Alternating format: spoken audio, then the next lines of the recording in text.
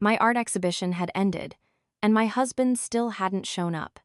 It turned out he was busy picking up his mistress, who had just returned to the States. In the midst of my sorrow, a young CEO stepped into my life and changed it forever. At 10 p.m., the exhibition hall in Manhattan held only the faint scent of oil paint mingling with the chill from the central air conditioning. The guests had long since departed. The elaborate floral arrangements lining the aisles were beginning to wilt. I stood in the middle of the vast gallery, carefully peeling off the names of the buyers from beneath the sold paintings. Exhaustion seeped into my bones, but it was an incredibly rewarding fatigue. This was the largest solo exhibition of my career. Tyler, my young assistant, walked over carrying his tool bag. He wiped the sweat from his forehead, flashing a radiant smile that couldn't quite hide his exhaustion. "Maya, take a break. I'll handle the rest. The exhibition was a massive success today. You have to treat me to a proper dinner. But honestly, it's such a shame Mr. Harper didn't come to celebrate with you on such a big day. What a waste of an opportunity to show off his beautiful and talented wife." Tyler spoke with the careless innocence of youth. His words held no malice, but they felt like a pebble tossed into a lake I was desperately trying to keep still. I offered a faint smile, the familiar smile I always used to cover up the gaping voids in my marriage. I bent down to gather the leftover catalogs, my voice nonchalant. "He's busy with corporate matters. You know how projects pile up at the end of the year. Once everything is wrapped up, I'll give you a month's bonus. Don't worry." Hearing the word bonus, Tyler's eyes lit up. He eagerly agreed and scurried off to do a final check of the lighting system. I stood up straight, my eyes unconsciously dropping to my left hand. Under the dim yellow light, the diamond wedding ring radiated a cold, harsh gleam. It was beautiful and astronomically expensive, a piece Carter had simply instructed his secretary to pick out 2 years ago. He had said that all women love diamonds, and instructed her to pick a large one, so I wouldn't embarrass the prestigious Harper family at social events. No one ever asked if I actually liked it. My ring finger was slender, and the ring was heavy. Every time I held a paintbrush, it felt like a lead weight pulling my hand down. Tonight, that burden seemed to reach its breaking point. I reached over with my right hand, slowly twisted the band, and slid it off my ring finger. As the ring left my hand, a cold draft from the AC swept over the newly freed skin. From that moment, my chest felt incredibly light. It was a strange, distinct sense of relief. I opened my Hermes handbag, dropped the expensive ring into the smallest compartment, and carefully zipped it shut. I knew exactly why Carter hadn't shown up tonight. There was no board meeting, no urgent project that required the CEO's personal attention at 9 p.m. This morning, while I was drinking tea in the living room, the screen of Carter's phone on the coffee table had lit up. A short message was clearly visible. 7 p.m. Welcome back dinner for Lily at the Heritage. Remember to be on time. Lily. His first love was the untouchable moonlight in the heart of my legal husband. She had just divorced her European husband and hauled her suitcases back from Paris. And naturally, the man named Carter Harper, my husband, would never miss any event that had her name on it. For 2 years as Carter's wife, I had always treated him with composure and understanding. I had harbored a secret crush on him for years before we officially married. That unrequited love made me delude myself into believing that as long as I was good enough and forgiving enough, the cold stone in his chest would one day be warmed. But I was wrong. A neglectful man doesn't mean he doesn't know how to care. It simply means all his tenderness is reserved entirely for another woman. Leaving the gallery, the city sky was deep into the night. The yellow streetlights cast the shadows of trees onto the damp asphalt. Tyler offered to drive me back to the estate in Greenwich, Connecticut, but I waved him off. Take an Uber home and get some rest. Expense it to the company. I can drive myself. I'm not going back to Greenwich tonight. I'm heading to my loft in Soho. Tyler nodded goodbye and went to find a ride. I got into the driver's seat and started the engine. The car merged onto the quiet streets. The estate in Greenwich spanned thousands of square feet. It had towering security walls, meticulously manicured gardens, and Martha, the kind housekeeper who always waited up for me. But that place was too cold. It was like a museum displaying a model marriage, but entirely hollow inside. I steered the car toward downtown Manhattan. My small loft was barely 600 square feet. It had no luxurious furniture, only the smell of raw wood, eucalyptus, essential oil, and unfinished canvas. That place belonged entirely to me. That night, without the cumbersome ring on my finger, and no longer waiting in exhaustion for the sound of tires rolling into the garage, I had the most peaceful sleep of the past 2 years. No nightmares, no sorrow. The morning of the second day of the exhibition. The weather was perfect. The morning sun streamed through the large floor-to-ceiling windows, casting dancing rays of light across the hardwood floor. I arrived early, personally brewing a pot of chamomile tea to welcome the guests. The attendees today were mostly art critics, gallery owners, and prominent collectors. Around 10 a.m., Mr. Henderson, the director of the City Art Museum, walked in. He was the mentor who had guided me since my earliest, stumbling steps into professional painting. Walking beside him was a man about Carter's age. The man was tall, wearing a bespoke charcoal gray suit that fit him immaculately, exuding an air of refined elegance. Mr. Henderson waved me over, a radiant smile on his wrinkled face. "Maya, come here. Let me introduce you to Simon. He is the CEO of the Euro-American Financial Investment Group." Simon just relocated back to the States. He is incredibly passionate about contemporary art and has a remarkable eye for it. The man named Simon took a step forward. He had distinct, handsome features, a straight nose, and most notably, deep ocean blue eyes. Those eyes lacked the cold, calculating sharpness typical of newly rich businessmen trying to buy culture. Instead, they held the quiet refinement of an autumn lake. He politely offered his hand. "Hello, Maya. I've heard your name for quite some time. I finally have the opportunity to see your work with my own eyes today. It's truly impressive." I shook his hand, a firm, professional, and brief handshake. "Hello, Simon. It's an honor to welcome you to my exhibition. Thank you for the kind words. I hope you find some resonance in these pieces." We walked around the gallery together. Simon didn't speak much. He just observed quietly, occasionally nodding in agreement with Mr. Henderson's commentary. When we reached the center of the gallery, Simon's footsteps halted. Mr. Henderson also stood in silence. Before us was the largest piece in the entire collection, titled Deep Sea of October. The painting had no vibrant colors. The entire canvas was covered in layers upon layers of dark blue and black oil paint, creating a dense, abyssal, and suffocating atmosphere. The only point of light was a blurry silhouette resembling a moon reflected at the bottom of the water, fractured and distorted. Simon clasped his hands behind his back, his blue eyes locked onto the painting for a long time. The silence stretched on so long that I could hear the faint sound of his leather shoes shifting against the floorboards. This painting has a strange magnetism. It carries a profound sorrow, the ultimate helplessness of trying to reach for something that doesn't belong to you. I want to buy this piece. Name your price, Maya. Even if it's millions of dollars, I am ready to write the check right now. Simon's offer was incredibly straightforward and decisive. Mr. Henderson stood nearby, smiling proudly, his eyes silently encouraging me. For an artist, selling a beloved piece to someone who truly understands it, for a massive sum, is the ultimate validation. But I didn't hesitate.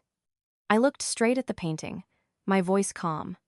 "I deeply appreciate your generosity and your understanding of the piece, Simon, but this painting is not for sale. I display it here only to complete the theme of the exhibition. I have no intention of putting a price tag on it." Simon raised an eyebrow, surprise clearly evident on his sharp features, but he didn't seem offended. He took a step back, his voice warm. "What a pity. It must hold a memory that you either don't want to lose or don't want to entrust to a stranger." I gave a slight nod in lieu of an answer, not wanting to explain further. There was indeed a memory, but it wasn't one to be cherished. It was a scar, a reminder of my own stupidity. I had finished that painting on a rainy October night last year. Carter had come home completely wasted, his steps stumbling, reeking of expensive scotch, mixed with an unfamiliar women's perfume. I helped him upstairs, struggling to take off his coat and wipe his face with a warm towel. In his drunken stupor, Carter suddenly reached out and hugged me tightly. His arms squeezed so hard my ribs ached. He buried his face in the crook of my neck, his burning breath searing my skin. My heart skipped a delusional beat, thinking he had finally realized the presence of the wife who waited for him so endlessly. Then he spoke. His voice was hoarse, filled with ultimate sorrow and longing. "Lily, don't go!" Those 3 heartless words shattered every illusion I had. My body turned to stone. I stood there in my husband's arms, bearing the pathetic identity of a stand-in. That night, after cleaning him up and tucking him in, I locked myself in my studio until the sun came up. Deep Sea of October was born from that moment. I was that cold, abyssal sea, and he was the moon high above. No matter how hard the deep sea tried, no matter how high it threw its roaring waves, it could never, ever touch the moon. My refusal of Deep Sea of October didn't upset Simon. On the contrary, his demeanor remained incredibly gracious. Instead of insisting on the centerpiece, he decided to purchase 3 other landscape paintings at a very generous price. To return the collector's goodwill and out of respect for Mr. Henderson, I accepted their invitation for lunch. Simon chose an upscale, Zen-style vegan restaurant hidden away on a quiet street in the West Village. The atmosphere was tranquil, with the faint scent of sandalwood and the gentle trickling of a water feature. We were seated in a private room, partitioned by intricately carved rustic wood. The lunch was incredibly pleasant. Simon proved that he was not only a formidable businessman, but also someone with profound knowledge of culture and Eastern art. He spoke measuredly, knew how to listen, and always asked open-ended questions that allowed his conversation partners to comfortably express their views. I saw in this blue-eyed man a rare refinement, an absolute respect for the person he was talking to, something I had never received from Carter in all our years of marriage. By 2 p.m., the lunch concluded. Mr. Henderson had a meeting back at the museum and excused himself early. Simon walked with me to the parking lot. As we stepped out of the restaurant's terracotta-tiled hallway and turned the corner by the koi pond, an accidental sight made my footsteps falter. Walking toward us, barely 15 feet away, was Carter, and walking right beside him, so close their arms occasionally brushed against each other, was Lily. Lily wore a cream-colored silk slip dress that hugged her curves, her long hair styled in loose, cascading waves over her shoulders. She had the perfect aura of a high society lady who had just returned from Europe. Her makeup was meticulously done to exude a fragile vulnerability that begged to be protected. Carter wore a dress shirt with the top 2 buttons undone, the sleeves rolled up neatly. He looked incredibly relaxed and patient as he looked down, listening to Lily speak. The moment our eyes locked, time seemed to freeze for a fraction of a second. Carter's footsteps halted abruptly, a clear flash of panic and guilt crossing his face. The arm he had half raised to open the private room door for Lily froze in midair. But Lily was different. The sharp instincts of a manipulative woman instantly kicked in. Her razor-sharp eyes scanned Simon from head to toe, then quickly morphed into an innocent, sickeningly sweet smile. "Oh, Maya, what a coincidence," she cooed sweetly. "I got back to the States yesterday, and Carter threw a welcome-back dinner for me, but you weren't there. I felt like something was missing. I was so sad. This morning I asked Carter to take me to lunch to catch up on old times. I kept scolding him for not inviting you along so we could all have fun, but you were busy entertaining a client?" On the surface, Lily's words sounded like a friendly greeting, but every single syllable concealed a poisoned needle. She deliberately emphasized that Carter threw a party for her, deliberately flaunted that they were having a private lunch, and didn't forget to throw shade at Simon's presence beside me. Carter cleared his throat awkwardly. He looked at me, trying to regain the authoritative posture of a husband. "You went to lunch with a client. Why didn't you let me know? Let me introduce you. This is Lily, an old friend of mine who just moved back. And who is this gentleman?" Carter dragged out his words, his scrutinizing gaze fixed on Simon. I stood with my back straight, keeping my breathing perfectly steady. If this were me a year ago, I might have been jealous. I might have interrogated him. I might have made a scene to win back my husband's attention. But right now, looking at the 2 people standing in front of me, I felt nothing but extreme exhaustion and profound apathy. I was too lazy to even open my mouth to explain. I didn't spare Lily a single glance. I simply directed a cold, flat gaze, as still as water in a deep well toward Carter. I was meeting an art buyer. I don't need to report my detailed itinerary to you. Please, enjoy your meal. Goodbye. With that, I gave a polite, detached nod and gestured for Simon to continue walking. Simon was incredibly perceptive. He smiled politely, greeted Carter and Lily, and matched my stride as we walked straight to the parking lot. I didn't look back, but I could feel Carter's gaze burning into my back until I disappeared behind the wooden doors. My absolute indifference seemed to have struck a nerve completely out of his control. Whatever he thought didn't matter. My boundaries had been drawn with absolute clarity. Returning to my loft after a long day at the gallery, I made a cup of warm lemon water, put on a familiar instrumental track, and sank into the soft sofa. My muscles began to relax. The peace of living alone gave me a sense of absolute safety. But that peace didn't last long. At exactly 8 p.m., the electronic lock on the door beeped, shattering the quiet. I frowned and sat up straight as the door opened. Carter walked in, holding his leather briefcase. He was still wearing the same clothes from lunch, though his tie was loosened. His face bore the fatigue of someone who had just endured hours of stressful work. He knew the passcode to this apartment because he had insisted on registering his biometric data when I first bought it, claiming it was for emergencies. But over the past 2 years, the number of times he had set foot in here could be counted on one hand. Carter closed the door, casually kicked off his shoes, and slipped into house slippers, as if this were his daily routine. He walked over, dropped his briefcase on the coffee table, and slumped into the empty space on the sofa next to me. A draft of cold city air, carrying his signature masculine cologne, mixed with a faint, distinct scent of rose perfume, assaulted my nose. I knew exactly who that rose scent belonged to. Why didn't you go home after the exhibition yesterday, but slept here instead? Dad called to check in. He said you haven't visited the estate much lately. He wants us to make time for family dinner this Sunday. Carter opened the conversation with the gentle, reproachful tone of a model husband. He was very good at using his father as a shield. Arthur Harper was a traditional, patriarchal man who always lectured me on endurance and meticulously caring for my husband to maintain a happy home. Carter knew I respected the old man, so he used him to apply pressure, forcing me back into the mold he had designed. I took a sip of lemon water, my voice flat, devoid of emotion. I had a lot of paintings stored at the gallery nearby. After cleaning up, it was convenient to just sleep here.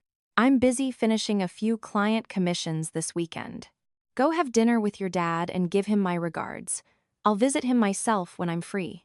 Carter frowned, clearly displeased with my cold attitude. He reached out to grab my hand, but I quickly pulled it back, resting it on my lap. Just then, my phone on the table lit up with a notification. The screen displayed the sender. Lily. I picked up the phone. The text read, "Maya, please don't misunderstand what happened at lunch. We were just having a business meal because I just got back and needed Carter's advice on the market. I'd feel so guilty if you got mad at Carter and ruined your marriage because of me." I looked at the words on the screen, the corners of my mouth curling into a sarcastic smirk. Her victim-playing skills had truly reached a master level, simultaneously soothing, provoking, and asserting her own importance. I typed a reply, my fingers moving decisively without a hint of hesitation. You don't need to feel guilty. When an object gets old and rotten, and someone else is kind enough to take it to the trash for me, I feel relieved. Let me give you one piece of advice. A woman with true class stands on her own 2 feet.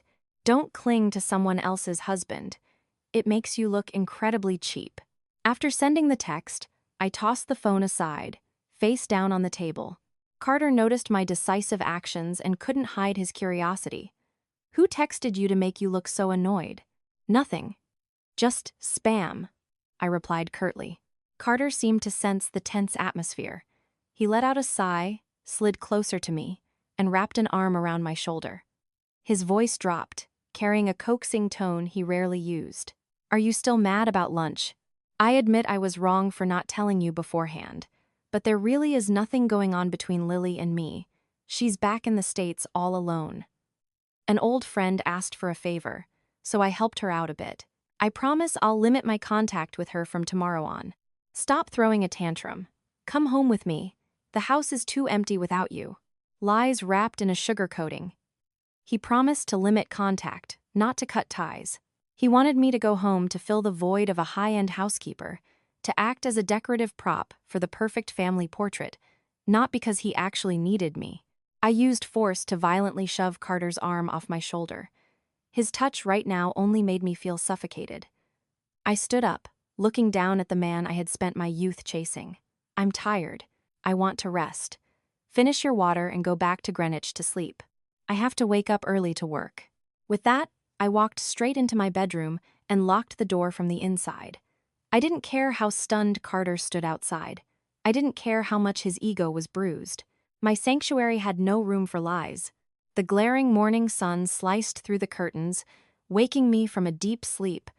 I woke up feeling incredibly clear-headed. When I opened the bedroom door and walked out, I was slightly surprised to see Carter still there. He was standing in the kitchen, holding a mug of black coffee, wearing the same dress shirt from yesterday, now wrinkled in several places. It seemed he had slept on the sofa in the living room last night. Seeing me walk out, Carter forced a natural smile. His voice was soft, as if trying to make up for last night. "You're awake? I don't have an early meeting today. Get changed. I'll drop you off at the gallery on my way to the office." If this belated attempt at currying favor had happened a year ago, I would have been moved to tears. I would have rushed to prep his clothes, personally tied his tie, and made a perfect breakfast. But right now, looking at his pathetic attempt to play the attentive husband, I felt nothing but a dull apathy. I gave a perfunctory nod. "Give me 15 minutes. I went into the bathroom to freshen up and changed into a comfortable, beige shift dress, putting my hair up in a neat bun. When I walked out, Carter was already holding his car keys, waiting by the door. He opened the door for me, a rare display of chivalry. We stepped into the elevator together. The cramped space was engulfed in an awkward silence. Carter watched the digital display tick down to the lobby. He cleared his throat, about to say something, when his phone suddenly rang in his pocket. Carter pulled it out, glanced at the screen, and his face showed a flicker of hesitation as he stole a glance at me. I didn't even need to look to guess who was calling at this hour. "Go ahead and answer." "It might be an emergency at the office," I said casually, staring straight at the polished metal doors of the elevator. Relieved of the burden, Carter quickly swiped the screen to answer.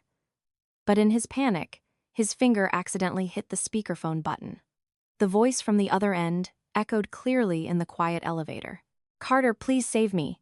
My car is completely wrecked." Lily's hysterical, trembling sobs assaulted my eardrums. Carter's face instantly changed color.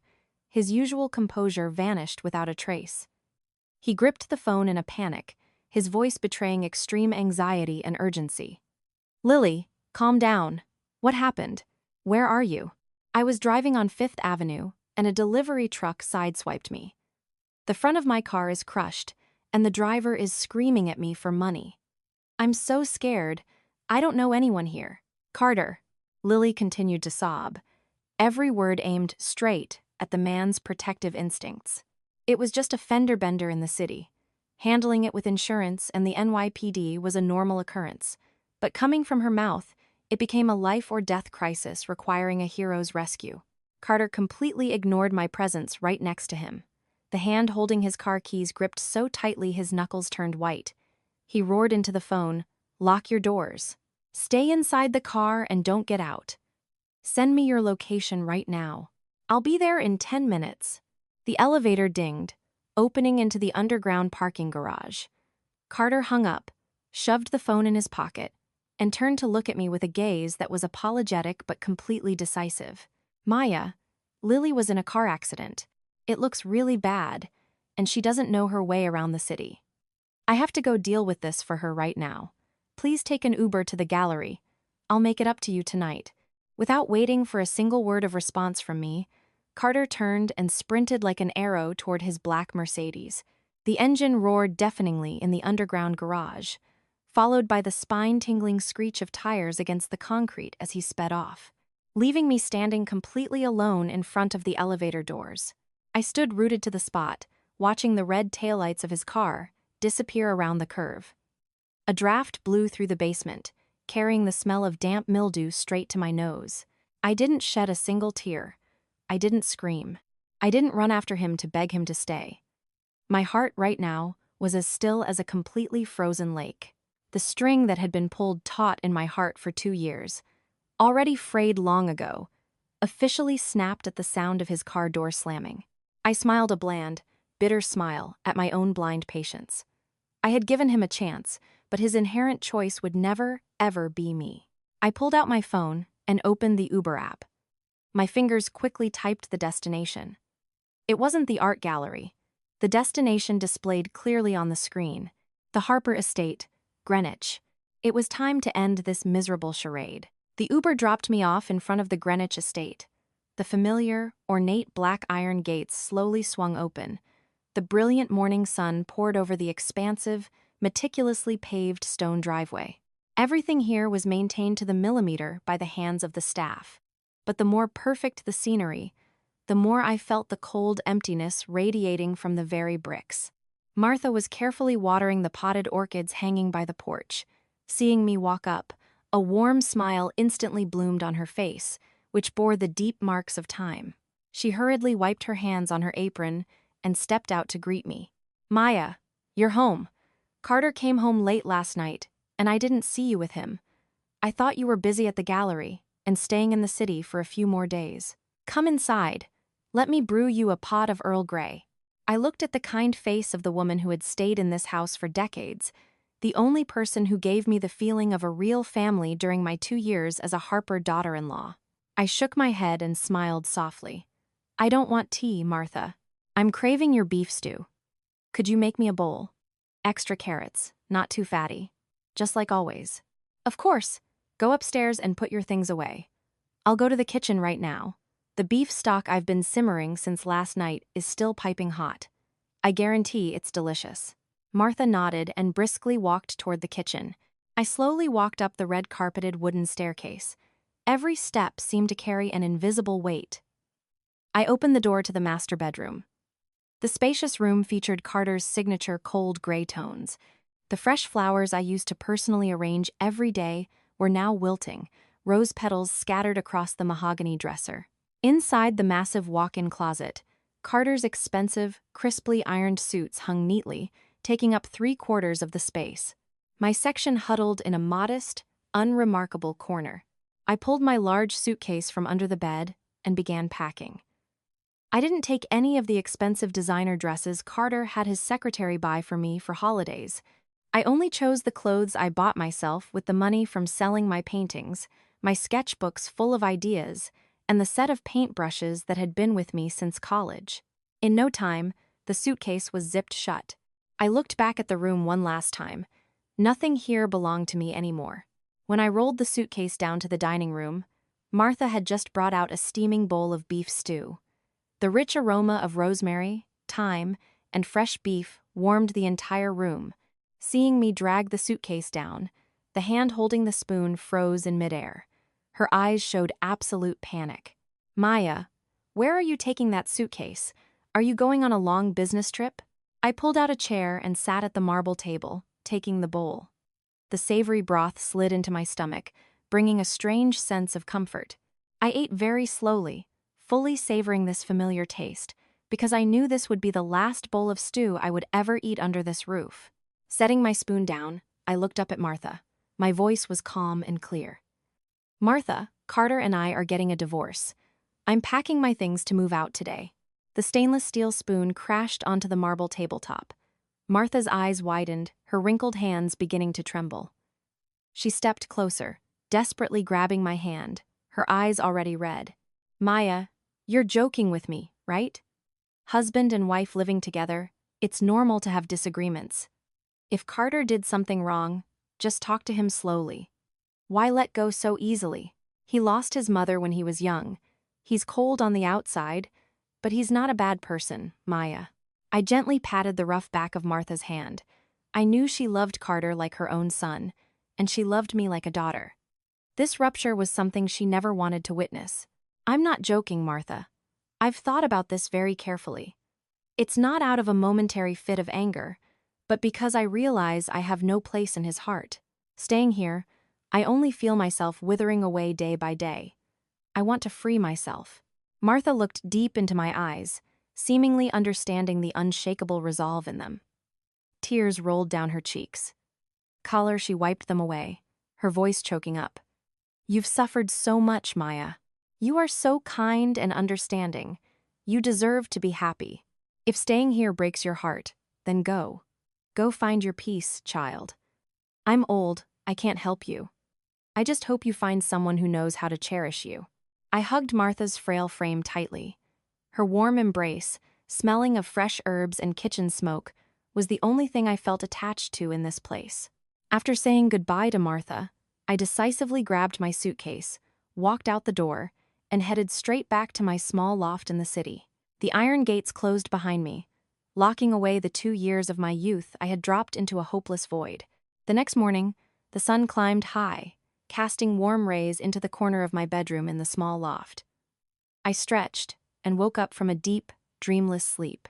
There was no need to rush to prep Carter's clothes, no need to perfectly time warming up breakfast, waiting for a silhouette that might not even show up at the dining table.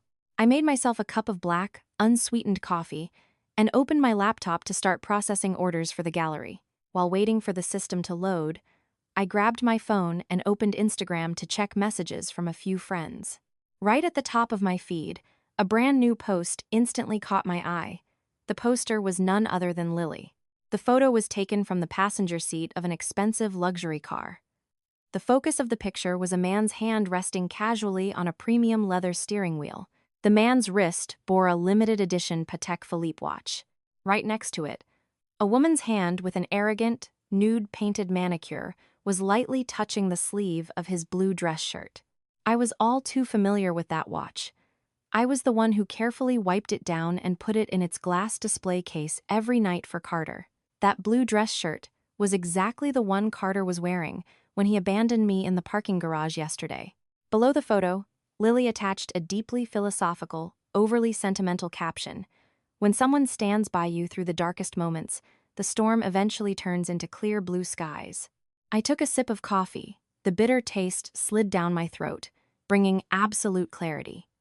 Her theatrical performance was truly elaborate, getting into a car accident yesterday, and today, she already had the mood to post cryptic photos online to flaunt her trophy. She wanted to provoke me, to use the court of public opinion to assert her position as the queen. Instead of feeling angry or crying, I found her pathetic shamelessness utterly laughable. My finger swiped lightly across the screen. I hit the like button, then typed an incredibly nonchalant comment. I advise you to urge Carter to finalize the divorce quickly so he can take you home. Don't let the world laugh at your habit of treating other people's used trash as a treasure. Wishing you both a speedy, happily ever after. Less than a minute after the comment was posted, my phone blew up with notifications. My senior from college, Chloe, who had a blunt personality and absolutely despised fake people, had quickly caught the scent of the homewrecker. Chloe immediately drop-kicked the post with an angry reaction and left a comment right beneath mine. The kind of woman who lurks around destroying other people's families and still has the nerve to brag online. Just got kicked out of Europe by her ex-husband, hasn't even been back a few days, and is already desperately clinging to a new meal ticket. Absolutely shameless. I could picture Lily's distorted, furious face at the other end of the screen. She would definitely scramble to delete the post to destroy the evidence, but I was one step faster. I took a screenshot of the entire post and the comments. I opened iMessage and selected Carter's contact. I attached the screenshot and sent it with a short message, devoid of any excess emotion. I want a divorce. I have drafted and signed the papers. They were just sent to your personal email. Print them out, sign them, and let me know so I can submit them to the court. After sending the text, I opened my email app. I attached a PDF document titled Uncontested Divorce Agreement. Under the Joint Assets section, I clearly stated there were no disputes. I didn't need a single dime from the massive Harper family fortune. I only needed to take back my freedom and my own dignity. The subject line of the email was written in clear, capital letters, request for divorce settlement. I pressed the send button decisively. Done with my task, I muted my phone notifications and returned to my unfinished sketches. The sky outside the window remained clear and brilliantly sunny. Night fell, and light, drizzling rain began to fall on the apartment balcony. Soft instrumental music played in the background. I was sitting on the rug, carefully painting every stroke of a new landscape, when a frantic pounding hit my front door. It wasn't a polite ring of the doorbell, but the sound of fists hammering violently against the wood. Along with it came the error beep of the electronic lock, because the passcode had been entered incorrectly too many times. I frowned, stood up, and walked over to open the door. As soon as I unlocked the deadbolt, a brutal shove from the outside threw the door wide open.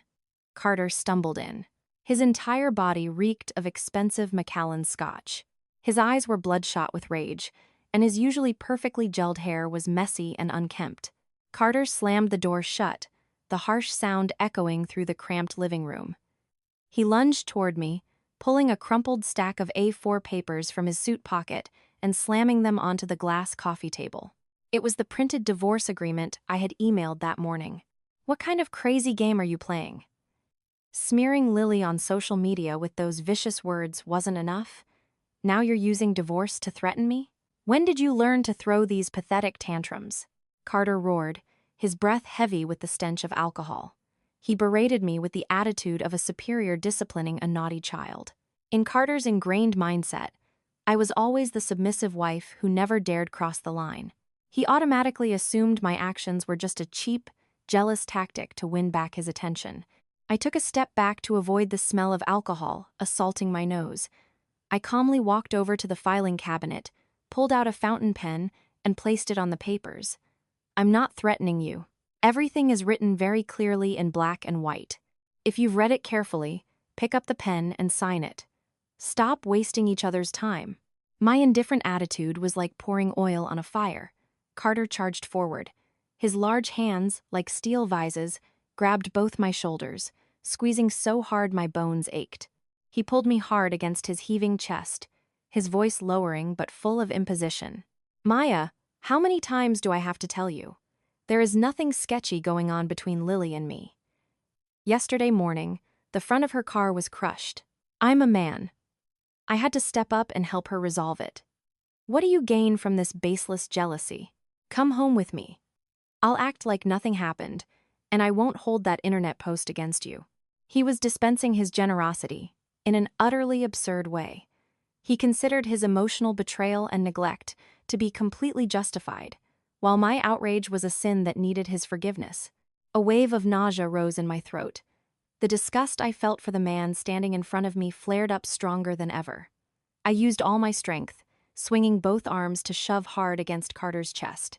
The sudden push made him stumble backward, his back hitting the edge of the coffee table. I stood up straight, pointing a finger directly at him, grinding out every word. I am not jealous. I am just disgusted by your lies and selfishness. Carter, listen to me very carefully. I don't love you anymore. Loving you is too exhausting and a waste of my youth. Sign the papers and preserve whatever shred of dignity is left in this marriage. The fierce resolve in my eyes and words left Carter stunned. His hands dropped to his sides. Perhaps this was the first time in 2 years he truly realized I wasn't joking. Panic replaced the anger on his face. Carter looked down at the divorce papers on the table. Suddenly, he grabbed the stack of papers, used all his strength to rip them in half, then into quarters, and finally threw the shredded pieces onto the floor. I don't agree. Don't even dream of a divorce. I am your legal husband. In life, you belong to the Harper family. In death, you are a ghost of the Harper family. You want a divorce? Keep dreaming. After screaming, Carter slumped onto the sofa, holding his head in his hands, messing up his hair. He looked absolutely pathetic right now. I didn't bother responding to a drunk, irrational man. I turned around, walked quickly into my bedroom, closed the door, and locked the deadbolt securely. I didn't care if Carter threw a fit and smashed things outside, or if he growled meaningless threats. Tonight, an impenetrable wall was officially erected between us. The next morning, the chirping of birds on the balcony pulled me from my sleep. I had locked my bedroom door last night, completely unaware of what kind of terrible night the man in the living room had experienced. I threw on a thin silk robe and walked out, mentally prepared to face a new argument. But the scene in the living room was completely outside my expectations. The shredded papers from last night had been cleaned up. Carter was standing in the kitchen area, holding stainless steel tongs, flipping a few slices of toast. He was still wearing the same clothes from yesterday. His hair had been combed neatly, but the exhaustion was still deeply imprinted around his eye sockets. Seeing me walk out, Carter forced a strained smile, trying to act as attentive as a model husband realizing his mistakes. "Maya, you're up? I just toasted some bread and made sunny-side-up eggs. Go wash up and come eat. I'll drive you to work afterward." I stood frozen in place, not responding to his fake enthusiasm. Carter carried a tray of food and set it on the small dining table, carefully pulling out a chair for me. On the table, besides the neat plate of food, was a glass of milk filled to the brim. I walked to the table but didn't sit down. I simply reached out and lightly touched the edge of the glass. An icy chill transferred from the condensation on the outside of the glass to my fingertips. The milk had been taken straight from the fridge. It hadn't been warmed up at all. The corners of my mouth curled into a bitter smile. I picked up the freezing cold glass of milk, held it up in front of Carter, my voice flat and emotionless. "Do you know I suffer from chronic gastritis because I frequently skip meals to paint? For 2 years as your wife, I have never dared to drink a sip of ice water or a glass of cold milk in the morning, because the moment I do, my stomach cramps as if someone is slicing it with a knife. You are my husband, we live under the same roof, but you know absolutely nothing about my daily habits." Carter's face changed color, the forced smile freezing on his lips. He hastily reached out to grab the glass of milk back, but I took a step back to avoid him. I slammed the glass down on the table, the white liquid splashing out onto the glass surface. What's the point of trying to play the good husband when your heart is filled entirely with the image of another woman? Did you think I didn't know? The night you got drunk at a business dinner, I struggled to drag you to bed. You hugged me tightly, but the name you called out was Lily. Yesterday morning, just because of one phone call from her, you abandoned me in the parking garage to run off and play the hero saving the damsel in distress. You are always ready to push me aside, to give absolute priority to her. Every exposing word of mine stabbed straight into the dark corners Carter had always kept hidden. His face went pale, his lips trembling, unable to utter a word. He stood rooted to the spot, his panicked eyes looking at me as if looking at a complete stranger. Tears spilled from my eyes, rolling down my cheeks. But they weren't tears of grief or weakness. They were the overflow of deep resentment for the years of my youth I had traded for a heartless man. I wiped the tears away forcefully, holding my head high to look straight at the person who had betrayed my trust. For 2 years, I tried to be the perfect wife, the accommodating daughter-in-law, but all I got in return was contempt and deception. I am so tired of being the faded shadow beside you. Carter, if you have any shred of a man's self-respect left, sign the papers quickly. Let me go, so you can officially bring your moonlight home." Carter stumbled backward in shock, accidentally bumping into the dining chair, causing it to make a spine-tingling screech against the floor. He seemed to finally truly wake up, realizing that the boundary I had drawn wasn't a threat, but an absolute severing of ties. Regret and guilt began to show clearly in the depths of his eyes. But to me, all belated awakenings had become completely worthless. Since that tense morning, Carter's attitude underwent a drastic 180-degree shift. He no longer appeared with an aura of authority or anger. Instead, he launched a campaign to pursue me all over again, acting exactly like a lovesick young man desperately trying to make amends. At exactly 4 p.m. every day, rain or shine, a sleek black Mercedes would pull up right in front of my art gallery. Carter would step out, still wearing his immaculate suits, but his face always wore a haggard, apologetic expression. He always carried massive bouquets of flowers. One day it was fiery red baccarat roses, the next it was lush blue hydrangeas, and then expensive, air-freighted peonies. Tyler, my witty assistant, would curl his lip in disdain every time he saw Carter appear. He'd stand with his arms crossed, leaning against the glass door, dropping razor-sharp comments without holding back. Look at CEO Harper, Maya. Back in the day, When you had the free time to wait for him at home for dinner, he was MIA. Now that you're about to take him to divorce court, he starts carrying flowers around, putting on a pathetic show. He looks exactly like a male peacock, shaking its tail feathers to get attention. But in my eyes, he looks more like a wet dog sopping wet and laughably pathetic. Listening to Tyler's comparisons, I didn't even bother to crack a smile. I kept my eyes glued to the palette in my hand, using a brush to blend a layer of turquoise oil paint, treating the presence of the man outside the glass door as completely invisible. Go out and take the flowers.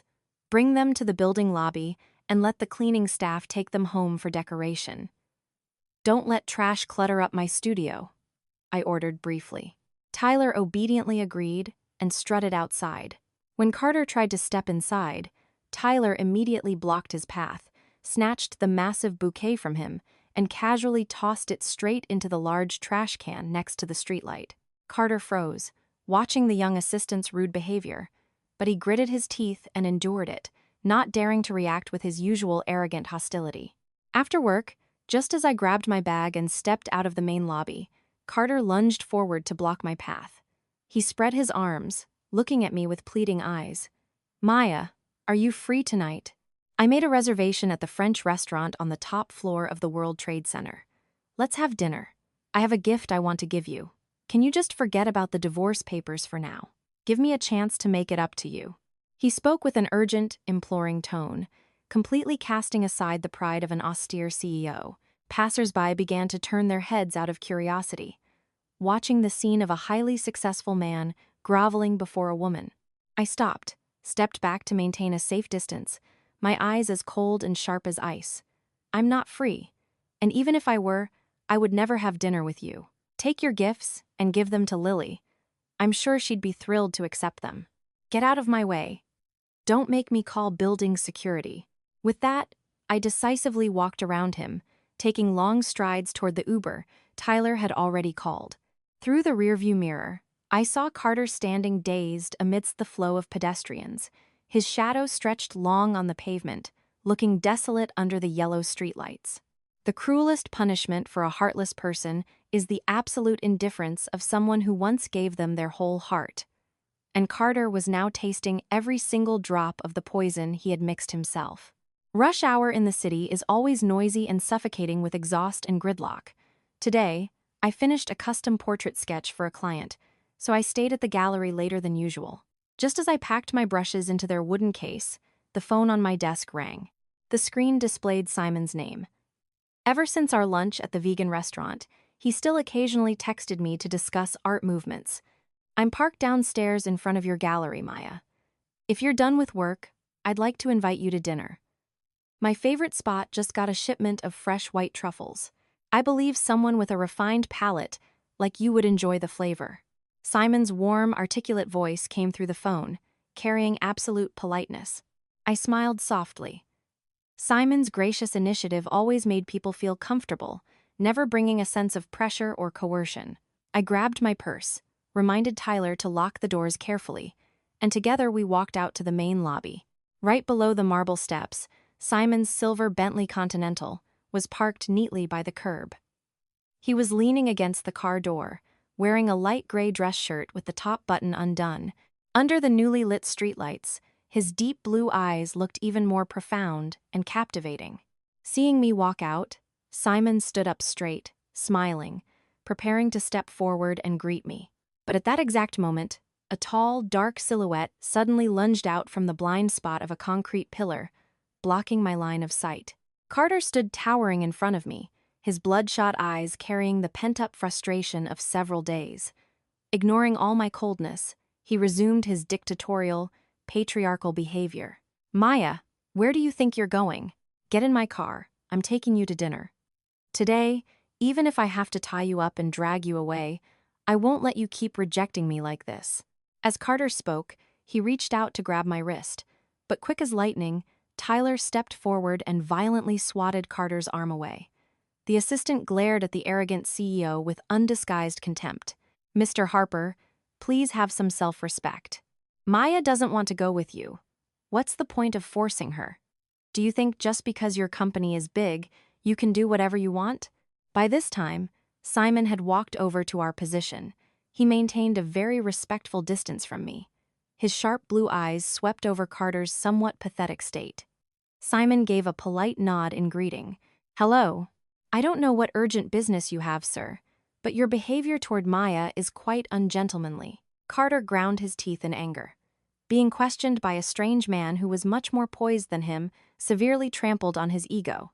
Carter stood up straight, smoothed his suit jacket, and jutted his chin out in a challenging manner.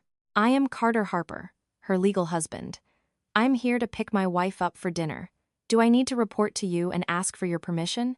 Simon raised an eyebrow slightly, showing absolutely no surprise or intimidation at the title of legal husband. Before he could reply, Tyler, standing nearby, burst out laughing. The young man's laughter was laced with bitter sarcasm. More like legal husband who's about to be dragged to divorce court. "Mr. Harper, stop trying to use the husband label to scare people. What kind of husband abandons his sick wife in the middle of the night to go cuddle his ex in the middle of a shopping mall? If you want to play the devoted, lovesick man, you should take a good look at your own character first." Tyler publicly dragged out the fact that Carter had abandoned me for Lily in broad daylight. Carter's face instantly shifted from purple to pale. Around the building lobby, a few passing office workers began to turn their heads, point, and whisper. The humiliation was glaringly obvious in Carter's eyes. He stammered, trying to justify himself, but his throat locked up. I didn't want to argue further and make a spectacle for the public. I pulled my gaze away from Carter, turning to look at Simon with a gentle smile. "Let's go, Simon. Don't let trivial nonsense ruin a good dinner." Simon smiled, nodded, and politely gestured toward the Bentley. I followed him, leaving Carter standing completely frozen in place. The quiet engine of the luxury car glided smoothly over the pavement. Through the window, I saw Carter rest his head against the steering wheel of his car, his shoulders shaking rhythmically. Carter was beginning to taste the helplessness of being unable to hold on to the person he once arrogantly assumed would quietly stay by his side forever. The stomach ache hit without warning at around 2 a.m. the next day. It started as a dull cramp in my upper abdomen, then quickly escalated into agonizing spasms, as if someone were slashing my stomach with a broken glass bottle. I curled up on the bed, my forehead dripping with cold sweat, trying to endure it until 6 a.m. When I couldn't bear it any longer, I called an Uber to take me straight to NY Presbyterian Hospital. After the doctor examined me and administered painkillers, I was instructed to wait in the gastroenterology lounge for my endoscopy results. The lounge was brightly lit with fluorescent lights. The distinct smell of hospital antiseptics assaulted my nose, making me feel dizzy and nauseous. I buried my face in my hands, eyes squeezed shut, waiting for the pain to subside. A high-pitched female voice, trying hard to sound weak, rang out not far from where I was sitting. "Carter," the doctor said, "I'm suffering from severe exhaustion. I couldn't sleep all night because I was so scared. Just stay a little bit longer. I only feel safe when you're here." I opened my eyes. Right in the waiting row opposite me, separated only by a narrow aisle, a highly familiar scene struck my eyes. Carter was sitting there, wearing a casual polo shirt, his face bearing the exhaustion of someone who had stayed up all night. Sitting plastered right next to him was Lily. She was wearing light blue hospital scrubs, her head resting completely on Carter's shoulder. Carter's arm was wrapped around her back, gently and rhythmically patting her, exactly like a husband comforting his fragile little wife. Everything seemed to freeze solid. The blood in my veins boiled over, pushing my stomach pain to its absolute peak. Just yesterday afternoon, that man was standing in the lobby of my building blocking my path, screaming to claim his territory and demanding to make amends. This morning, he was tenderly cuddling another woman in the hospital.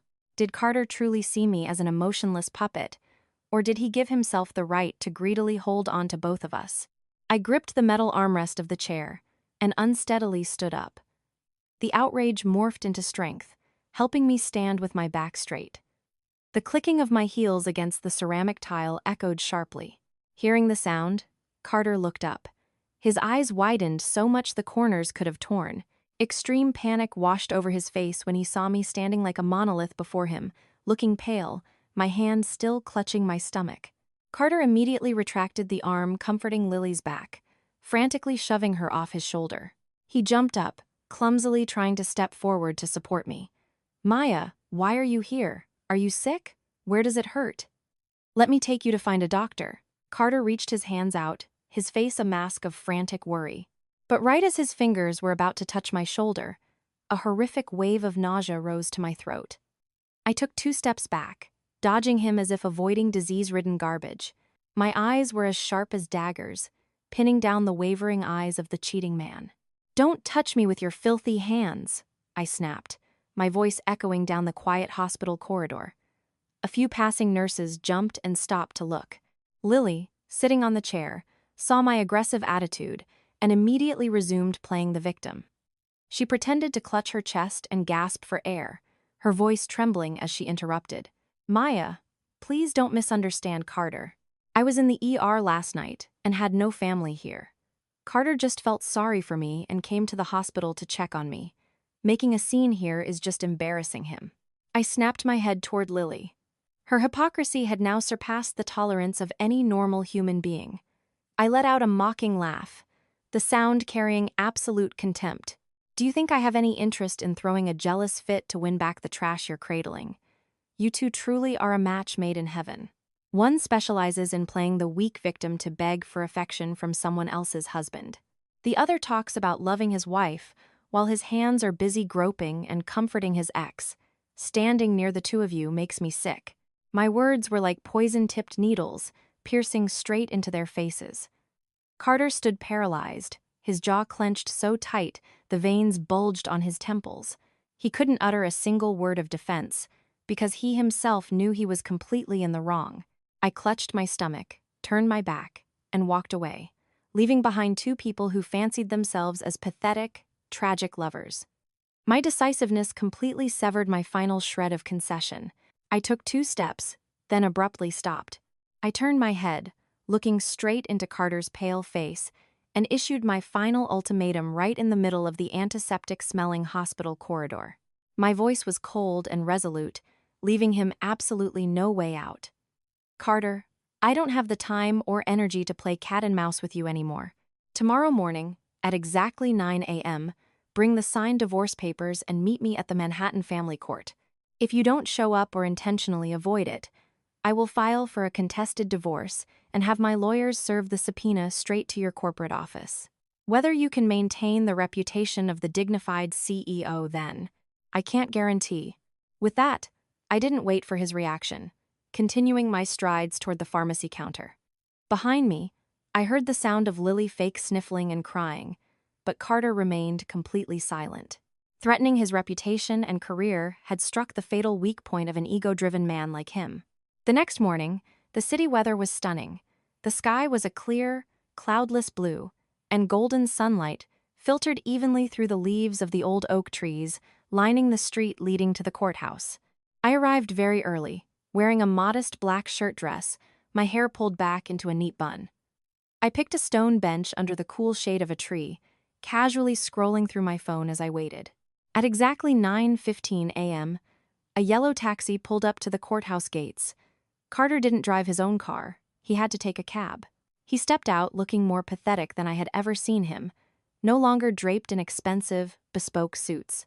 Today, he wore a wrinkled white dress shirt.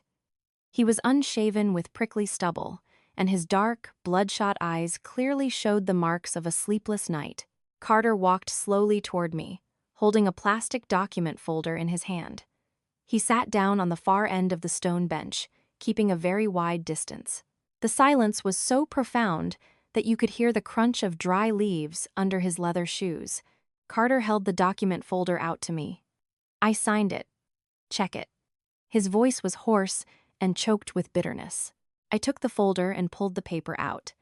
Under the husband section, Carter Harper's signature was incredibly jagged. The ink pressed deep into the paper, as if he had to use a massive amount of physical strength just to put the pen down. I nodded and put the paper in my purse. Just then, from the city clerk's office located right next to the courthouse, a young couple walked out hand in hand. The young man wore a crisp white shirt. The girl wore a vibrant floral dress. In their hands, they held a pink marriage certificate. The girl stood on her tiptoes and kissed the boy's cheek. Their ringing laughter echoed across the quiet street corner. That overwhelming happiness was in stark contrast to the dark, mournful atmosphere between the two people about to enter the courtroom. Carter stared at the young couple, his eyes glazed over, the hand resting on his knee, curling into a tight fist. "Do you remember the day we went to get our marriage license?" Carter suddenly spoke, his voice carrying an involuntary tremble. I didn't look at him, my eyes still fixed on the iron gates of the courthouse. "I remember. That day, you said you had an important shareholders meeting. You came to the clerk's office for exactly 10 minutes, signed the paperwork, took a rushed commemorative photo, and jumped into your car and left, leaving me to catch a cab home alone with the marriage certificate in my hand." I recounted the event in a flat, emotionless voice, as if telling the story of a complete stranger. Carter buried his face in his hands, a heavy, agonizing sigh escaping his chest. Belated regret had begun to gnaw at the mind of the man who always thought he was right. He once had a wife who loved him with all her heart, but his cruel apathy had murdered that love with his own hands. We walked into the clerk's office together.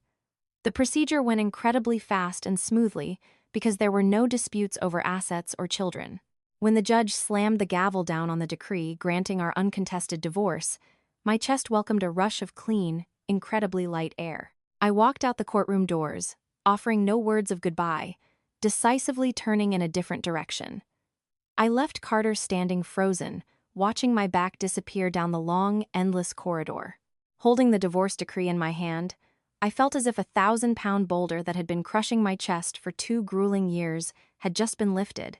The life of a single woman opened up before me, painted in the brightest, most vibrant colors. That evening, I called my parents back in my hometown to announce the news that I was officially divorced. My parents were school teachers who had always hoped their daughter would find a peaceful harbor. Hearing the story, my mother sobbed out of pity for me. But my father was incredibly resolute. He said his daughter did nothing wrong, and there was no reason to endure the contempt of her in-laws. My parents fully supported my decision to free myself. Conversely, Carter's family reacted violently. Carter's father constantly called me, cursing me for being ungrateful, saying that leaving the Harper family meant I would never be able to hold my head high again. I calmly blocked his number, cutting all ties with people who weren't worth my mental energy. Carter still hadn't given up his stalking habit. Many nights, while staying up late painting, I would pull back the balcony curtains and look down at the street, always seeing the familiar black Mercedes parked silently under the streetlight. He sat in the car smoking endlessly, the red ember flickering in the darkness. Carter didn't dare come up to the apartment and ring the bell to bother me anymore. He chose to watch from afar, like a man serving a life sentence, imprisoning himself in the past. My peaceful, free life had been flowing by for a month when tragic news struck out of nowhere, shattering the calm. On a Saturday morning, I was sipping chamomile tea at the gallery when I received a call from an unknown number. On the other end was the raspy voice of the Harper estate manager. He informed me that Martha had been rushed to the emergency room last night. Biopsy results confirmed she had late-stage pancreatic cancer. The cancer cells had metastasized so rapidly that her health had completely collapsed. Surgery was no longer an option. The porcelain cup in my hand crashed to the floor, shattering into pieces. In the Harper household, Martha was the only person who had brought me warmth. She was gentle and kind, always accommodating and worrying about my every meal and sleep. This tragic news felt like a knife stabbing straight into my heart. I frantically grabbed my purse, called a cab, and rushed straight to the oncology ward at Mount Sinai.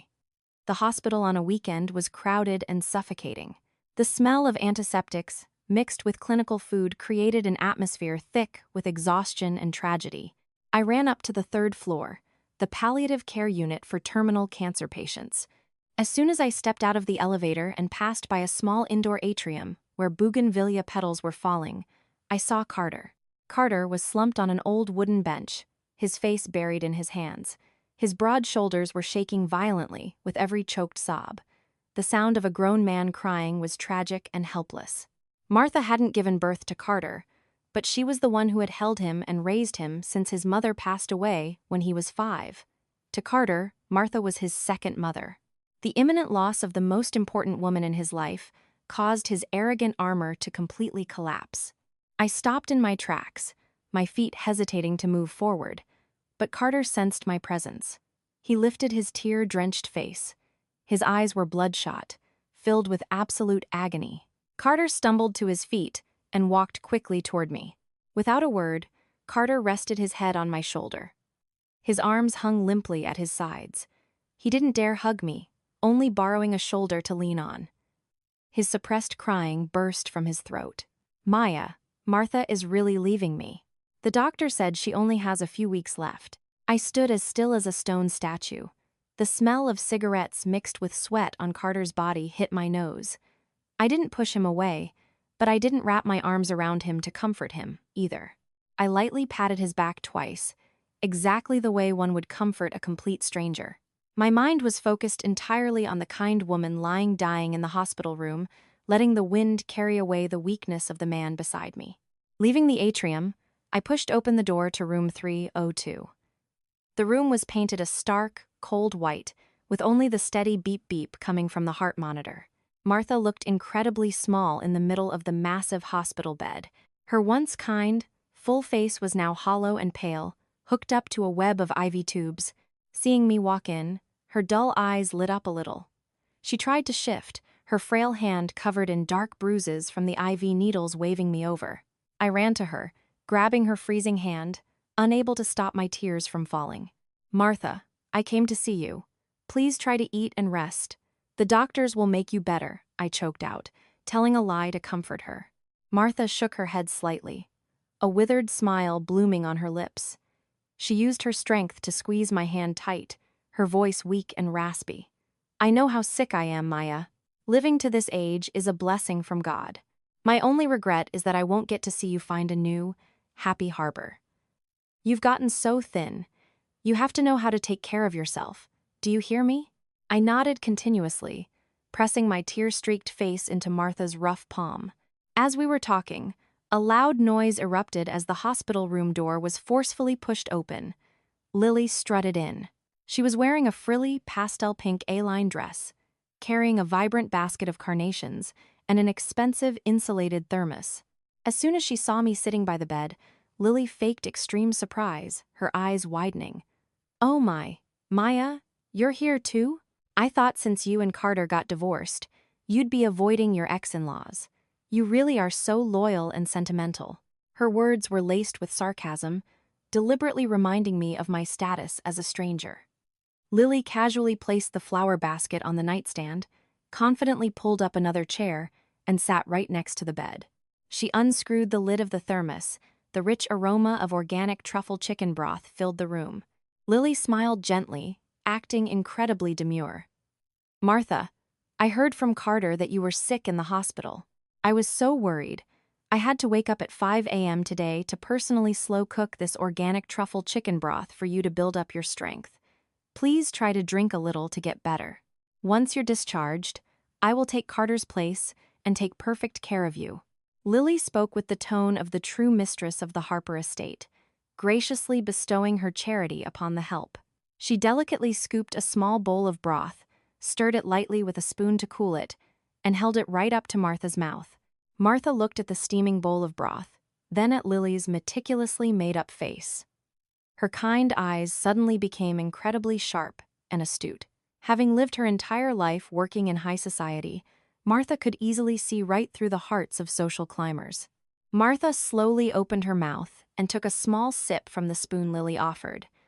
Lily's eyes widened in anticipation, waiting for praise. She firmly believed that winning over the silent matriarch of the Harper household would guarantee her smooth entry into the Greenwich mansion. Martha swallowed the broth, gave a slight nod, the corners of her mouth curling up into a kind, yet heavily loaded smile. "The broth is very delicious, Miss Lily. The truffle flavor is perfectly subtle, cooked to the exact standard of the Heritage restaurant in Manhattan. It must have cost you a lot of money to order it. Next time, just have the restaurant deliver it straight to the hospital. There's no need for you to wake up at 5 a.m., buy plastic containers, and pour it into a thermos. It's too much hard work." Sitting nearby, listening to Martha's slow, articulate words, I couldn't hold back a burst of laughter. The bright laughter shattered the suffocating atmosphere in the room. Martha was truly like old Ginger, the older, the spicier. Her polite but ruthless exposure was like a resounding slap straight to Lily's face. The bowl of broth in Lily's hand sloshed and almost spilled. Her face froze, shifting from pastel pink to beet red with humiliation. She awkwardly pulled her hand back, stammering, unable to form a word. The green tea homewrecker's play of filial piety had barely raised the curtain before it was mercilessly exposed by the old, dying woman on the bed. The air in the hospital room was now thick with Lily's embarrassment. She was about to open her mouth to justify herself when the hospital door was pushed open once again. Carter walked in, his face still bore clear marks of exhaustion, and his eyes were swollen from crying. Seeing Carter, Lily reacted like a drowning person catching a life preserver. She instantly changed her attitude, dropping the snark and putting on her familiar, pitiful face. Lily hastily picked up the thermos of broth and hurried toward Carter, her voice whining and coaxing. "Carter, you're so tired, aren't you? I brought some chicken broth for Martha, and I saved you a bowl to keep your strength up. Drink a little to warm your stomach." Carter glanced at the thermos in Lily's hand, then shifted his gaze toward Martha, whose eyes were half closed on the bed. Contrary to Lily's expectations, Carter showed no sign of being moved or tender. He took a step back to maintain his distance, his voice cold and hard. "That's not necessary. I already have the private chef at home handling the meals and bringing them to the hospital every day, ensuring they meet the doctor's dietary and hygiene standards. I appreciate your thought in visiting. But as for the care, our family will handle it. You don't need to trouble yourself." The words "our family" coming from Carter hit like a bucket of ice water, extinguishing Lily's ambition to step into the doors of high society. She stood rooted to the spot, her glossy, lipstick-coated lips trembling violently. Carter pushed her arm aside and walked straight toward Martha's bed, completely abandoning her standing awkwardly in the middle of the room. I knew my presence here was no longer needed. I had fulfilled my duty as a former niece-in-law. I smoothed my dress, grabbed my purse, leaned down, and whispered goodbye into Martha's ear. She nodded weakly, her eyes following my footsteps. I turned and took long strides out of the hospital room, leaving the quiet space to the two of them. Just as I stepped out into the empty hallway, I heard the frantic clicking of high heels hitting the marble floor right behind me. Lily blocked my path, her beautiful face from earlier now twisted in anger. Her eyes flared with undisguised hatred. "Maya, don't look so smug. You think coming here and playing the sentimental act will make Carter's heart soften and take you back. You're just a dumped wife having to cling to a dying old woman to get attention. You are so cheap, you know that?" Lily ground her teeth, hissing every word. I stopped, crossed my arms, my posture incredibly relaxed and confident. I looked the woman standing in front of me up and down, a girl with looks, with education, sent to study in Europe by her family, at a young age, yet choosing to live like a pathetic parasite. "Listen here, Lily. You spent all those years studying in Europe, eating the best the world has to offer, yet all that occupies your brain is how to steal men? Did you really think I didn't know the real reason you had to drag yourself back to the States?"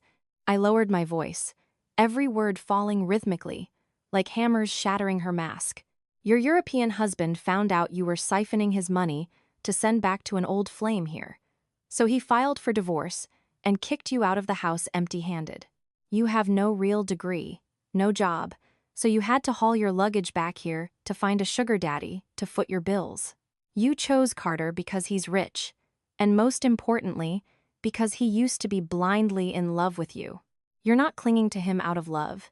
You're clinging to him because you need an ATM to fund your extravagant spending habits." Her dirtiest secrets were exposed in the broad daylight. Lily's face turned ashen, drained of all blood. Her mouth dropped open, her eyes rolling back in terror. "You're talking nonsense. You're slandering me," Lily screamed, losing control. I smirked in contempt. "You can lie to yourself, but you can't blind everyone else. Let me give you one last piece of advice. Carter has realized your true nature by now. You'd be better off finding a job to support yourself, instead of circling around trying to breathe the air through someone else's nose." With that, I walked away steadily. The clicking of my heels echoed rhythmically on the floor. Behind my back, Lily's furious, pathetic screams echoed down the hospital corridor, the ultimate humiliation of a failed homewrecker. At the end of that spring, Martha took her last breath on her hospital bed. The doctor said she passed very peacefully, no longer having to endure the brutal pain of chemotherapy. The day Martha died, the weather seemed to understand human sorrow.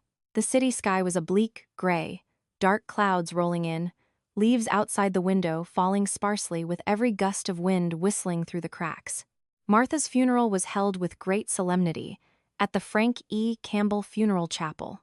Even though she was just the housekeeper, Carter handled everything in the capacity of a grieving son, fulfilling his filial duties. I attended the wake wearing a modest black outfit, standing quietly in the corner of the room, looking at the portrait of the woman with the kind smile, surrounded by rising incense smoke. Carter wore a black mourning suit, standing to receive the guests. His face was visibly gaunt, his jaw covered in prickly stubble, his eyes bloodshot and vacant, devoid of any life. Losing Martha, Carter had truly become an orphan, with nowhere to turn for emotional support. He was adrift in his own massive empire. In the late afternoon, the funeral concluded. The final guests began to leave. A torrential downpour erupted. Heavy raindrops lashed against the asphalt, creating shattered water bubbles. I opened my black umbrella and walked slowly down the brick path leading to the parking lot in front of the funeral home. Carter stood rooted to the spot in the pouring rain. He had no hat, no raincoat.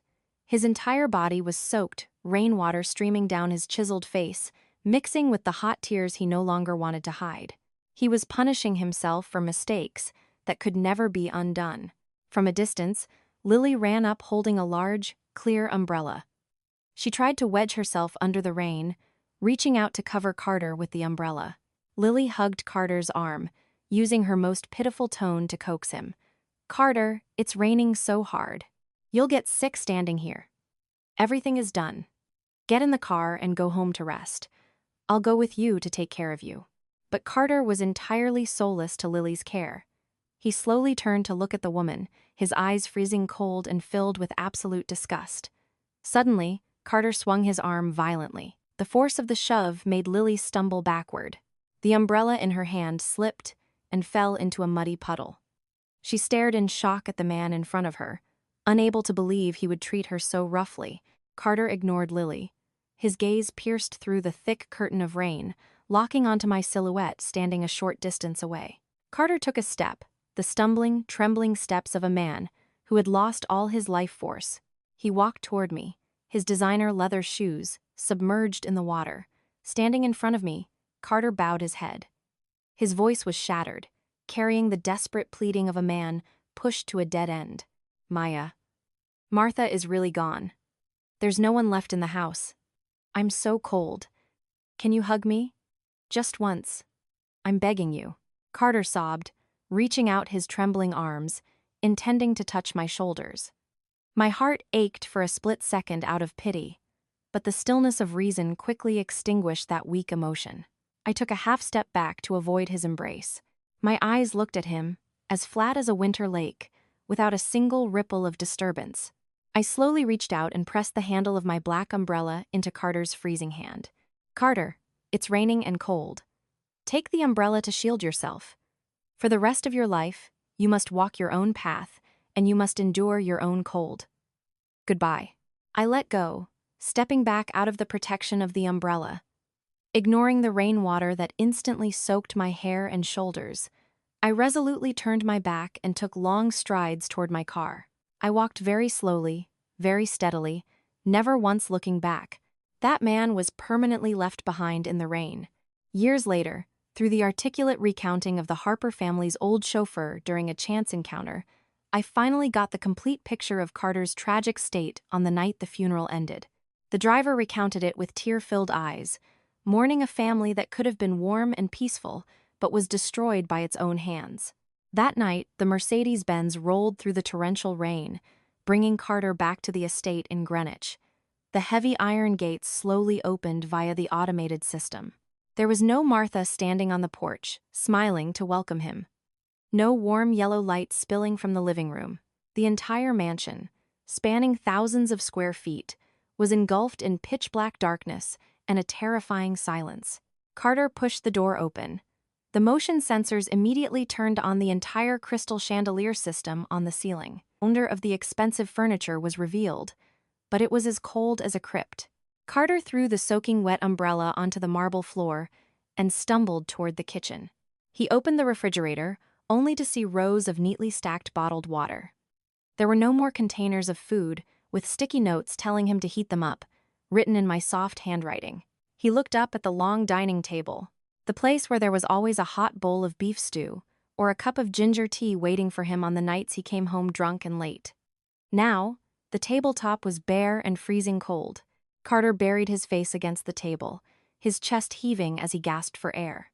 He dragged his heavy feet up the wooden stairs, entering the master bedroom. The room remained exactly as it was the day I left.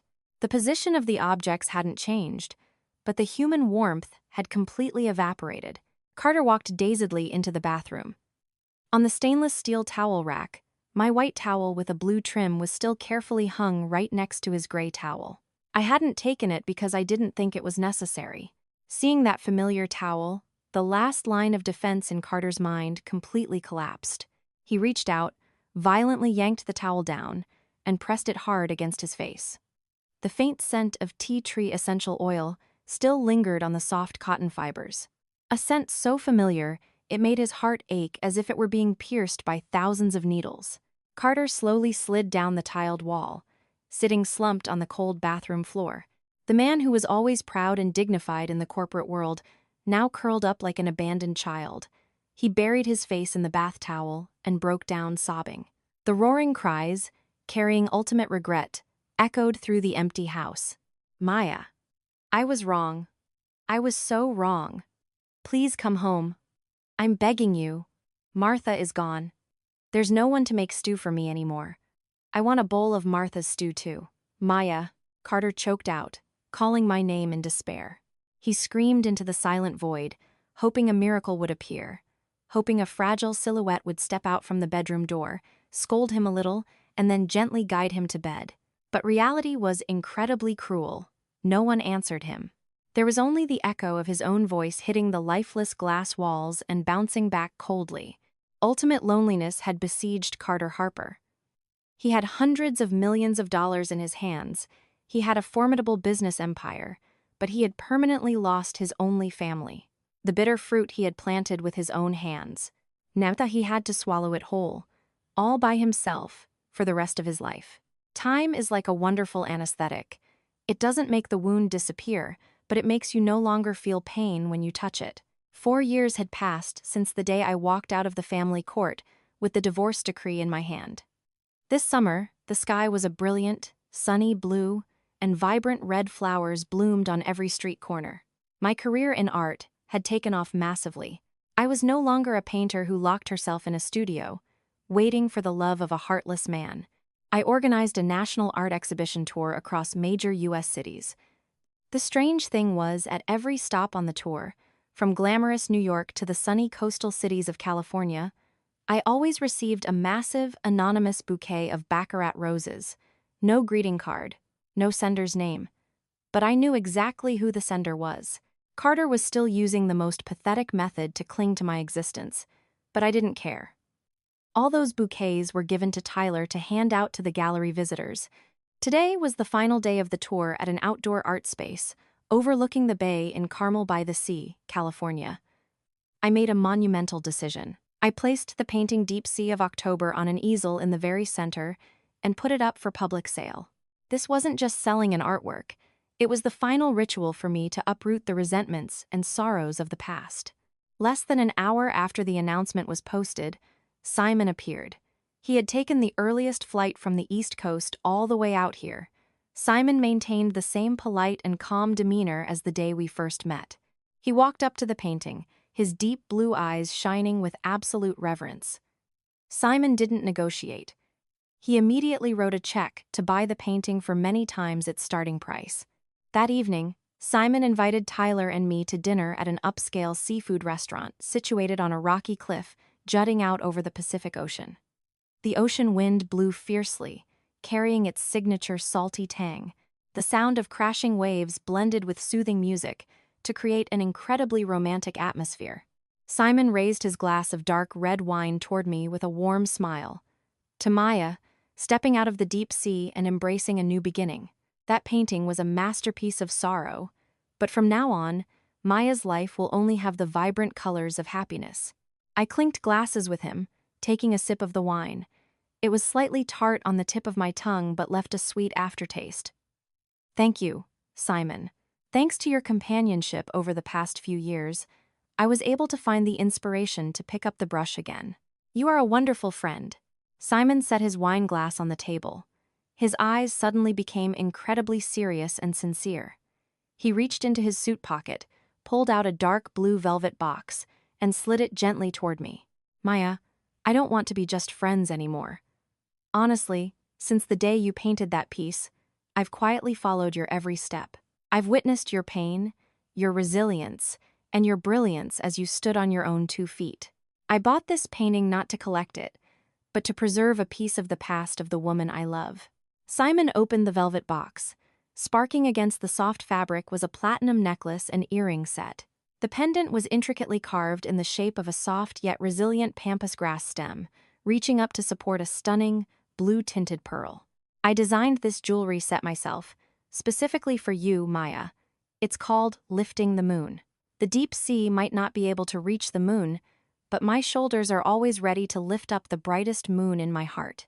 Maya, please allow me to officially court you. Simon's confession wasn't loud or forceful. It was gentle and steadfast, just like the man himself. Looking into those sincere blue eyes, I felt my chest beating with the rapid rhythm of a completely new flutter of the heart. This time, I was truly ready to love and be loved. 4 long years had passed since the day I put the pen to the divorce papers. This spring, yellow blossoms were blooming all over the city streets, signaling a promising rebirth. On a Saturday afternoon, I sent a short text to Carter, asking to meet him at a quiet cafe hidden beneath the old oak trees in the West Village. It was time to put a definitive end to all the unnecessary lingering. Carter arrived very early. Having not seen him in 4 years, the man sitting across from me had changed a lot. Gone was the arrogant, icy demeanor of a young CEO. Carter looked more weather-beaten and composed. A few wrinkles were deeply etched at the corners of his eyes, and his hair was peppered with premature gray strands. He was wearing a simple dress shirt, his eyes looking at me, unable to hide his longing and sorrow. According to what Tyler had heard through the business grapevine, Carter was still focused on expanding his company. He absolutely refused to give Lily any title, despite her using every trick in the book to cling to him. Lily eventually couldn't stand Carter's coldness and strict financial control. She voluntarily moved out, returning to her old path of hunting for older sugar daddies to mine for gold. Carter had lived alone in the Greenwich estate for the past 4 years, quietly sending anonymous flowers and watching my every move. I ordered a cup of rose tea and stirred it leisurely. Carter stared at me. His deep voice spoke up, breaking the silence. Maya, you look so radiant. I've followed all your exhibitions. You've become so successful. I'm very proud of you. Thank you, I replied politely, my voice flat, devoid of any emotional entanglement. I asked to meet you today to tell you one last thing. I am getting married soon. The hand Carter was using to hold his coffee mug trembled violently. Coffee sloshed over the rim, dripping onto the glass table in dark brown drops. His face instantly went pale, his eyes widening, filled with panic and despair. I continued calmly, not giving him a chance to interrupt. You know the man. It's Simon. He is an incredibly good man who knows how to cherish and love me completely. At the end of this month, we are going to visit our families. I'm telling you this so you understand that the past between us is entirely closed. From now on, please don't send anonymous flowers or gifts to the gallery anymore. It will disrupt my new life. I hope you will also find your own path to peace. My words were incredibly gentle, but they carried absolute lethality. They completely crushed the final, fragile sliver of hope that Carter had desperately clung to for 4 years. He bowed his head, his eye sockets red and brimming with tears. His hands gripped the edge of the table so tightly his knuckles turned white. The silence stretched on for minutes. Finally, Carter looked up, trying to swallow the bitter lump in his throat. His voice shattered. "Okay, I understand. I wish you happiness." He accepted letting go. It was a belated, but well-deserved price to pay for the habit of taking for granted what is always right beside you. I smiled, gave a slight nod, stood up, and grabbed my purse. I should go. My fiancé is waiting. I walked out of the cafe. The late afternoon sun painted the quiet street in gold. Under a large, old tree, Simon was leaning against his car. He wore a white dress shirt, holding a very simple yet elegant bouquet of dried pampas grass. Seeing me walk out, his deep blue eyes instantly lit up, a radiant smile blooming on his lips. I turned my head for one final look. Through the transparent glass window of the cafe, Carter was sitting frozen in place. His eyes followed my silhouette, full of despair and tragedy. I lightly moved my lips, whispering the word goodbye into the void. I turned my head, smiled brightly, and ran into Simon's broad, warm embrace. Simon wrapped his arms completely around me, placing a soft kiss on my forehead. The city sky began to darken. A delicate crescent moon slowly rose from the clouds. Under that gentle, beautiful moonlight, we held hands tightly, walking together toward a brilliant future, leaving Carter sinking into the lonely darkness behind us, where no one would ever come back to pick him up again.